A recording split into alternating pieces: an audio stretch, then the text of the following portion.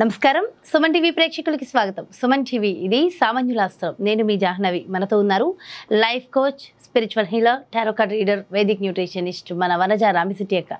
నమస్తే వనజక్క. నమస్తే జాహ్నవి అక్క. రేపే శ్రీరామనవమి కదా, మరి శ్రీరామనవమి అంటే అసలు శ్రీరాముడి పెళ్లి రోజా లేదంటే పుట్టినరోజా? యాక్చువల్గా శ్రీరాముడు పుట్టినరోజు. అవును. మరి కళ్యాణం చేస్తారు ఎందుకు అక్క? కళ్యాణం ఎందుకు చేస్తారంటే భద్రాచలంలో ఆ రోజు రాముని ప్రతిష్ఠ చేశారన్నమాట. రామదాసు మనం ఒకసారి హిస్టరీలోకి వెళ్తే ఆ రోజు ప్రతిష్ఠ చేసి మనం ఏ గుళ్ళో అన్నా ప్రతిష్ఠ చేసినప్పుడు కళ్యాణోత్సవం అట్లా చేస్తాం కదా.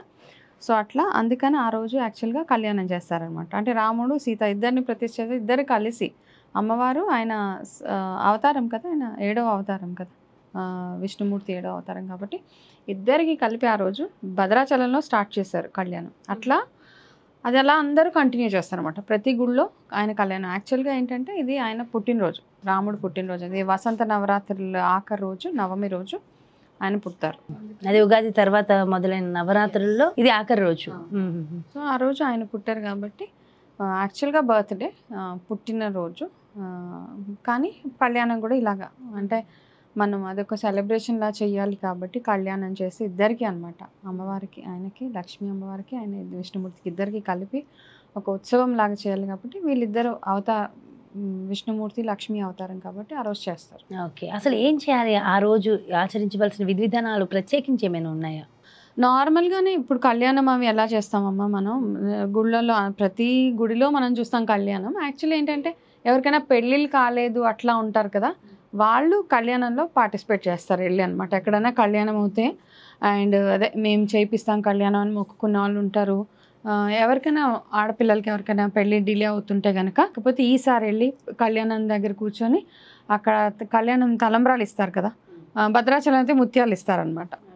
అట్లా మామూలుగా ఏ గుడిలో అయినా కళ్యాణం అవుతుంటే వెళ్ళి అక్కడ చక్కగా అక్కడ పార్టిసిపేట్ చేసి కంప్లీట్గా శ్రీరామ్ కళ్యాణం అయ్యే వరకు ఉండి తీర్థ ప్రసాదాలు తీసుకొని ఏవైతే తలంబ్రాలు ఉంటాయో అవి తీసుకొని వస్తే కనుక మీరు రోజు ఆ తలంబ్రాలు చేసుకుంటే తొందరగా పెళ్ళి అవుతుందని అంటారు. యాక్చువల్గా అది ఒకటి, అంటే చాలా నమ్మకం కూడా, అలా అవ్వినవి కూడా ఉన్నాయి చాలా. అక్క, ఇప్పుడు మనం జనరల్గా ప్రత్యేకించి శ్రీరామనవమి పండుగను తీసుకుంటే పానకం, వడపప్పు ఇవి ముఖ్యంగా ఉంటాయి కదా. అంటే ఇది న్యూట్రిషన్ పరంగా కానీ ఇప్పుడున్న సమ్మర్ సీజన్ పరంగా కానీ మరి ఎందుకు దాన్ని ఉపయోగిస్తారు, దాని గురించి ఎక్స్ప్లెయిన్ చేయండి. సమ్మర్ ఇప్పుడు అయితే పీక్ సమ్మర్ కదా, ఎంత వేడిగా ఉంటుంది ఇప్పుడు. సో ఏంటంటే అది ఆ పానకం తయారు చేయడం కూడా కుండలో చేస్తారు యాక్చువల్గా. ఇప్పుడైతే మనం కాస్త ఫ్యాన్సీగా గిన్నెల్లో అట్లా చేస్తున్నాం, కానీ ఒకప్పుడు ఏంటంటే మట్టి కుండల్లోనే కలిపేవారు అనమాట.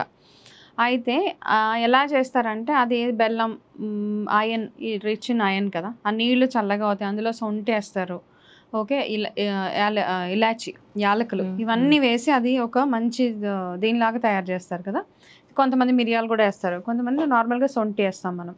ఆ సొంటి, బెల్లము, యాలకులు ఈ కుండలో వేసిన నీళ్ళు, కుండలో నీళ్ళు వేస్తే ఏంటి, మట్టి కుండలో ఏంటంటే మినరల్స్ ఎక్కువ ఉంటాయి. మట్టిలో మనకి ఏముంటుంది, మన బాడీకి, మన ఒంటికి కావాల్సిన మినరల్స్ అందులో ఎక్కువ ఉంటాయి. సో ఇవన్నీ కలిపి అందులో వేసాక చల్లగా అయిపోతుంది ఆటోమేటిక్గా. కుండలో వేసా కాబట్టి అది చల్లగా అయిపోతుంది కదా. అది ఏం చేస్తారంటే ఈ కళ్యాణం రోజు వెళ్తే మనకి ఆ రోజు ఇస్తారు. అది హెల్త్కి కూడా మంచిది. సొంటి ఏంటి డైజెషన్కి వాటికి మంచిది. బెల్లం దేనికి మంచిది, నీకు ఐరన్ డెఫిషియన్సీ లేకుండా అది ఇది చేస్తుంది. అండ్ ఇది కూడా ఒక వన్ టైప్ ఆఫ్ డీటాక్స్ అనమాట నీ బాడీకి.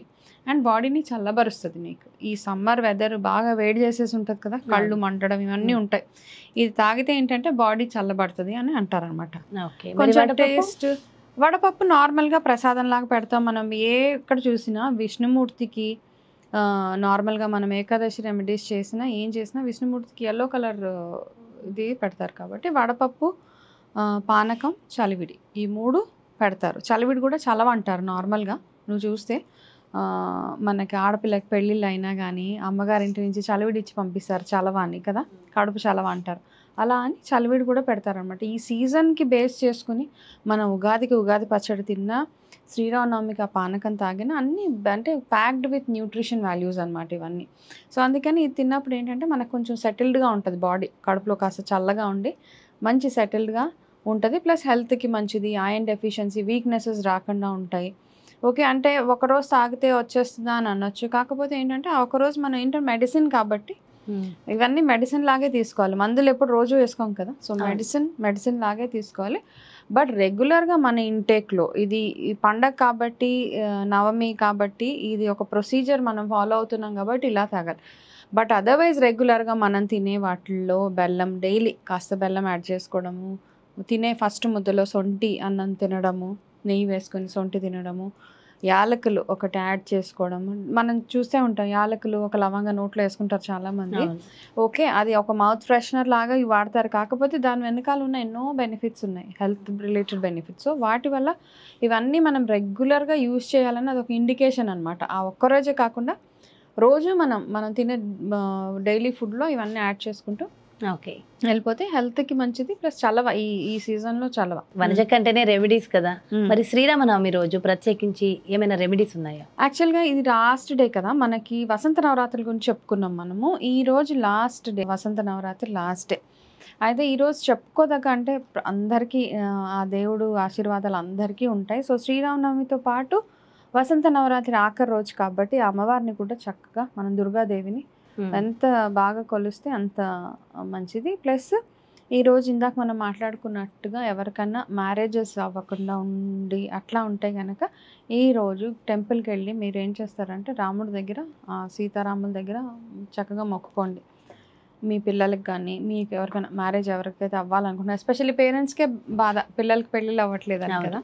సో అలా మొక్కుకొని ఆ రాముడు కళ్యాణం తలంబ్రాలు తెచ్చి నెక్స్ట్ ఇయర్ మీ పిల్లల పెళ్ళిళ్ళు అయిపోతే కనుక వచ్చే సంవత్సరం కూడా మీరు మీ పిల్లలతో పాటు వెళ్ళి కళ్యాణం చేపిస్తానని. అంటే కళ్యాణం చేయించడం అంటే కొంతమంది పార్టిసిపేట్ చేయొచ్చు, అక్కడ అవ్వే కళ్యాణంలో కూర్చోవచ్చు, వెళ్ళొచ్చు. అట్లా రాముడికి అంటే మీకు అంటే మీకు తోచినంత మీరు ఏమి ఇవ్వాలనుకుంటున్నారో, బట్టలు అట్లా మనం అన్నీ అంటాం కదా. ఇక్కడ అంటే చాలామంది వడి బియ్యం పోస్తామని మొక్కుకుంటారు.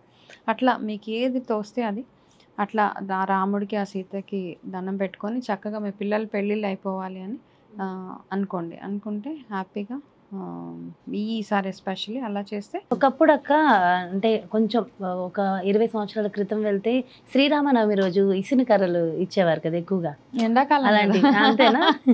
ఎండాకాలం అన్నిటికీ ఎండాకాలంకి ఇదే అనమాట. మనం ఏంటంటే మనకి దాని బ్యాక్గ్రౌండ్ అంటే ఏది చేసినా బాగా ఆలోచించి చేసేవాళ్ళు మన పెద్దవాళ్ళు కదా. పాతకాలంలో ఏంటంటే ప్రతిదానికి ఒక రీజనింగ్ ఉండేది.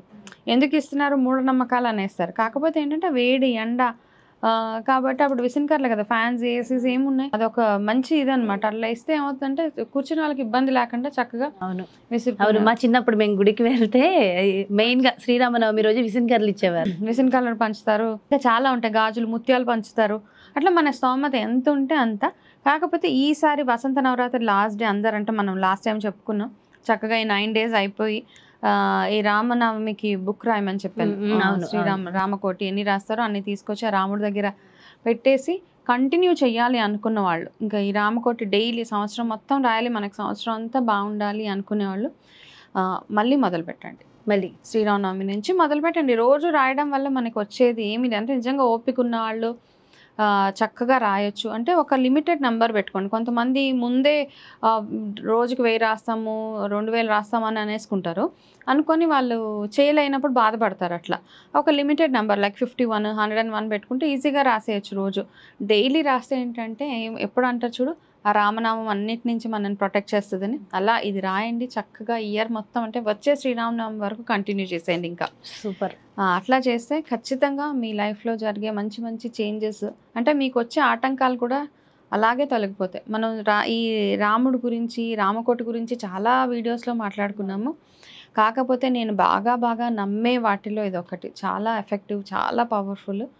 ఎవరైనా ఈ సంవత్సరం అంతా బాగుండాలి, ఇప్పటిదాకా రాస్తే ఓకే, ఈ రోజు నుంచి మొదలుపెట్టి మళ్ళీ వచ్చే రామనవమి వరకు రాసి ఆ రోజు ఆ పుస్తకం తీసుకెళ్ళి ఆ రాముడి పాదాల దగ్గర పెట్టేసేయండి. అలాగే అక్క, చాలా బాగుంది, చాలా చక్కగా ఎక్స్ప్లెయిన్ చేశారు. థ్యాంక్ యూ అక్క. నమస్తే. నమస్తే. ఎలాంటి రెమెడీస్ మనం చేయడం వల్ల ఆ రోజంతా బాగుంటుంది, ఆ సంవత్సరం అంతా బాగుంటుంది, ఇలాంటి అనేక రకాల విషయాలు ఈ వీడియో ద్వారా తెలుసుకున్నారు కదా. మరో చక్కటి వీడియోతో మళ్ళీ మీ ముందుకు వచ్చేస్తాను. అదేవిధంగా మీరు పర్సనల్గా మీ టారో రీడింగ్ మీకు కావాలి, మీ పర్సనల్ లైఫ్ గురించి తెలుసుకోవాలి, మీకు పర్సనల్గా రెమెడీస్ తెలుసుకుని అవి ఫాలో అయ్యి మీ జీవితాన్ని మార్చుకోవాలని అనుకుంటే కింద స్క్రోల్ అవుతున్న నెంబర్స్కి కాంటాక్ట్ అయితే వారికి సంబంధించి పూర్తి డీటెయిల్స్ తెలియజేస్తారు. నమస్కారం.